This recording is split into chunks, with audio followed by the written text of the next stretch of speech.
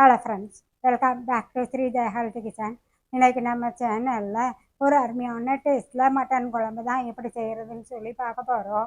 Mutton வாங்கினா ஒரே மாதிரி பண்ணுவீங்க, வேறு இந்த மாதிரி பண்ணாமல் ஒரு தடவை இந்த மெத்தடில் குழம்பு வச்சு பாருங்கள், நல்லா டேஸ்ட்டாக இருக்கும். சரி, இப்போ இந்த மட்டன் குழம்ப டேஸ்ட்டாக எப்படி செய்கிறதுன்னு சொல்லி பார்க்கலாமா?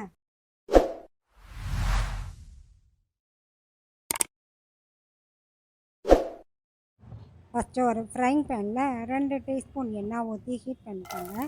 எண்ணெய் ஹீட் ஆனதும் 50 கிராம் அளவுக்கு சின்ன வெங்காயத்தை கட் பண்ணி சேர்த்துக்கோங்க.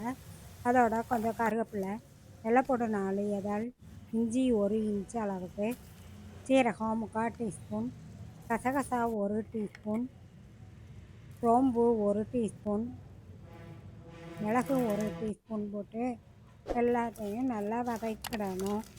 வெங்காயம் கண்ணாடி பதம் வர்ற அளவுக்கு வதக்கினா போதும். ஒரு 5 நிமிடம் வதக்கினீங்கன்னா வெங்காயம் நல்லா வதங்கிடும். அந்த அளவுக்கு வந்ததும் ஸ்டவ்வை ஆஃப் பண்ணிவிட்டு கொஞ்சம் ஆற வச்சுக்கோங்க.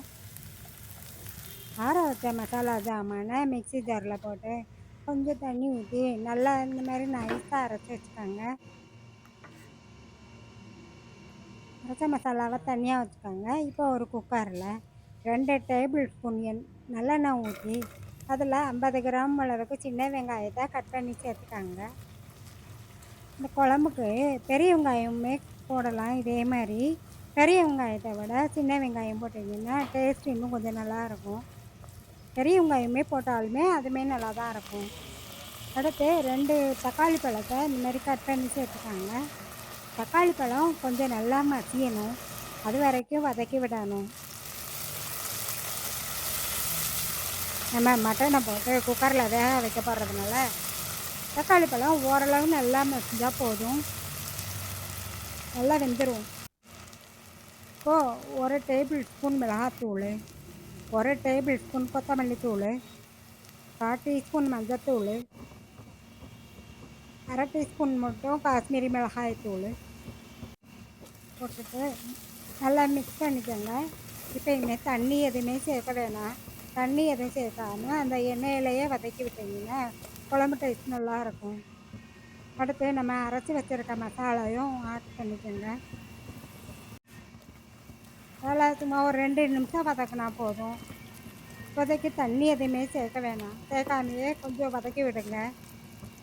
மசாலா கொஞ்சம் வதங்கினதும் 1/2 கிலோ மட்டன் எடுத்துகிட்டு நல்லா கழுவிட்டு கழுவின மட்டனை இந்த மசாலாவோட ஆட் பண்ணிக்கோங்க. ஆட் பண்ணிவிட்டு தேவையான அளவு உப்பு போட்டுக்கோங்க. உப்பு போட்டதும் நம்ம வதக்கி வச்சுருக்கிற மசாலா மட்டன் எல்லாமே நல்லா மிக்ஸ் ஆகிற மாதிரி ஒரு 5 நிமிஷம் வரைக்கும் கிண்டணும்.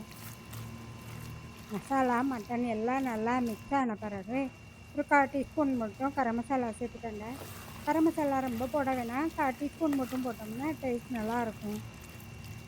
இப்போ நல்லா வதக்கின பிறகு 1 டம்ளர், அதாவது 1 கப் அளவுக்கு மட்டும் தண்ணி ஊற்றிக்கோங்க. ரொம்ப தண்ணி ஆட் பண்ண வேணாம். அப்புறம் தண்ணி ரொம்ப ஆட் பண்ணோம்னா அது வத்துறதுக்காக கொஞ்சம் நேரம் சிம்மில் வச்சு கொதிக்க வைக்கணும். கடைசியில் டேஸ்ட் செக் பண்ணிக்கோங்க.